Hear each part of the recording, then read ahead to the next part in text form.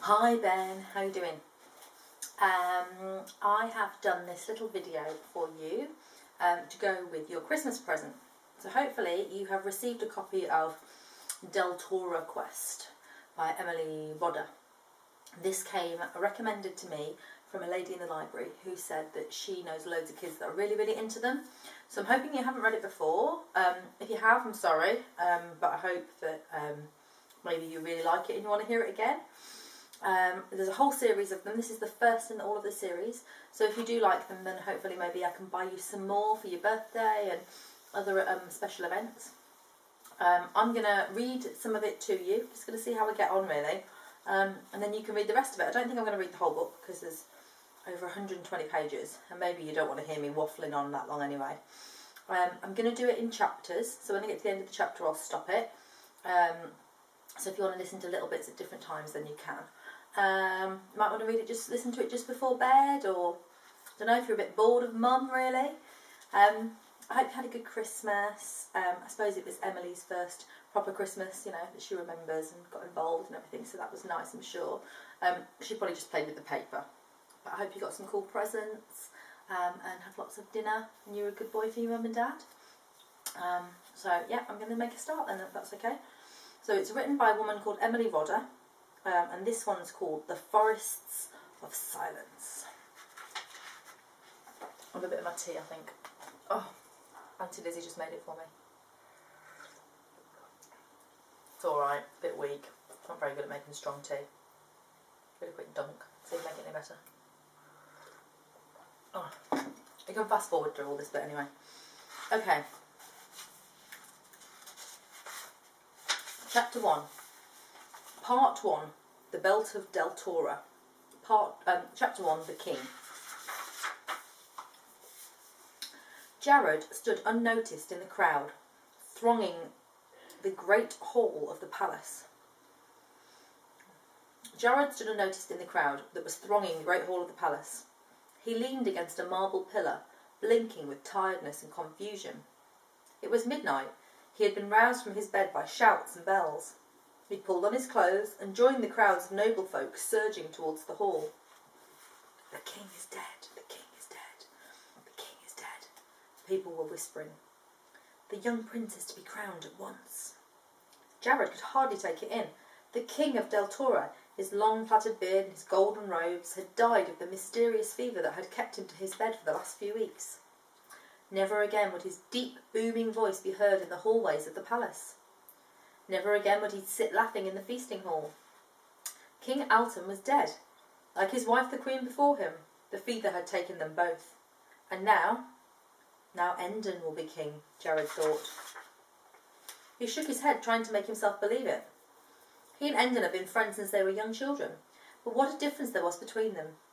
For Endon was the son of the king and queen, the prince of Deltora, and Jared was the son of a trusted servant who had died in the king's service when Jared was only 4 years old. Jared had been given to Endon as a companion, so the young prince wouldn't be lonely. They'd grown up together, like brothers. Together they did their lessons in school, teased the guards, and persuaded the cooks in the kitchen to give them treats. Together they played in vast green gardens. The other children who lived in the palace, the sons and daughters of nobles and servants, kept to their own rooms and their own parts of the grounds. As was the palace custom, Jared and Endon never saw them, except in the great hall on feast days. But the two boys did what they could to entertain themselves. They had a secret hiding place, a huge hollow tree near the palace gates. There they hid from the fussy old Min, their nursemaid, and Prandine, the king's chief adviser, a tall, thin, sour man that they both disliked. Doesn't sound very nice, does he?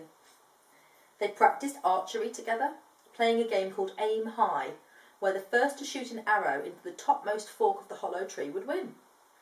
They invented a secret code and used it to pass messages, jokes and warnings to one another, under the noses of their teachers Min or Prandine. Jared would be hiding in the hollow tree, for example, because Min wanted him to take a dose of their fish oil medicine that he detested. And Endon would walk by and drop a note where he could reach it. But can you see what it says in the book? It says, Del Onello tell he Kel iti sel hini nel, sel me ini sel teli e really. What on earth is that all about? The message looked like nonsense, and no one in the palace could guess the meaning if they picked up a note by accident. But the code was simple. All you had to do to decode a message was write down all the letters in a line, leaving out EL wherever it appeared. So the big long word there that says, do not go to the kitchen in a minute here. Then you divide the letters into words, and then it makes sense. Do not go into the kitchen, Min is there. There we go. Very clever. As Endon and Jared grew old, there was less time for games. Their days were filled with tasks and duties.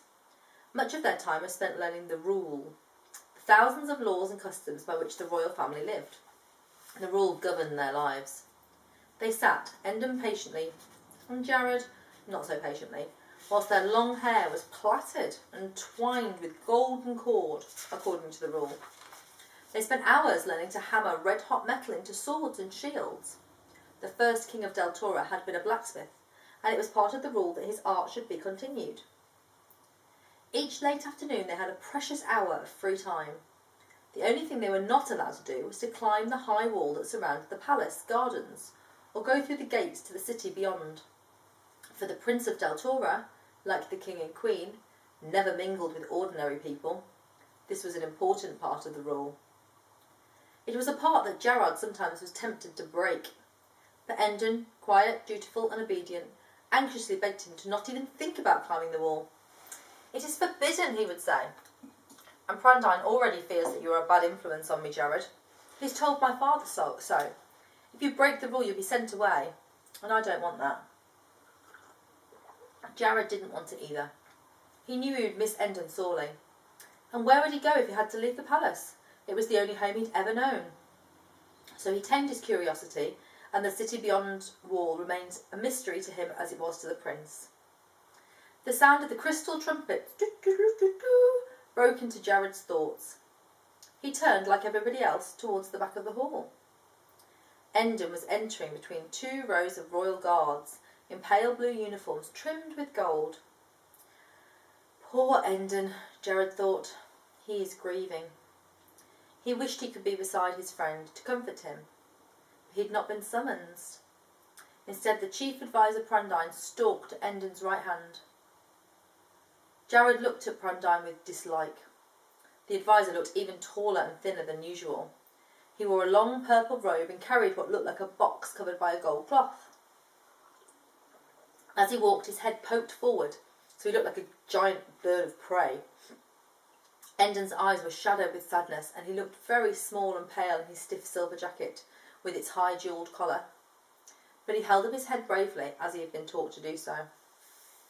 All of his life he had been trained for this moment. When I die, you will be king, my son, his father had told him so many times. Do not fail in your duty. I will not fail, father, Endon would answer him obediently. I will do what is right when the time comes. But neither Jared nor Endon had thought the time would come so soon. The king was so strong and healthy, it had seemed that he would live forever. Endon had reached the front of the hall now, and was mounting the steps to the platform. When he reached the top, he turned and faced the sea of faces. He's so young, a woman near Jared breathed to her neighbour. Shh, the neighbour warned. He's the rightful heir. As she spoke, she glanced nervously in Jared's direction. Jared didn't recognise her face, but he realised that she knew him, and feared that he might tell Endon that her friend had been disloyal. He looked away quickly. But now the crystal trumpets are sounding again, and a low, excited murmuring had begun in the crowd. Prandine had put his burden down on a small table beside the throne. He was sweeping the gold cloth aside to reveal a glass box. He was opening the box and taking out something that shone and glittered.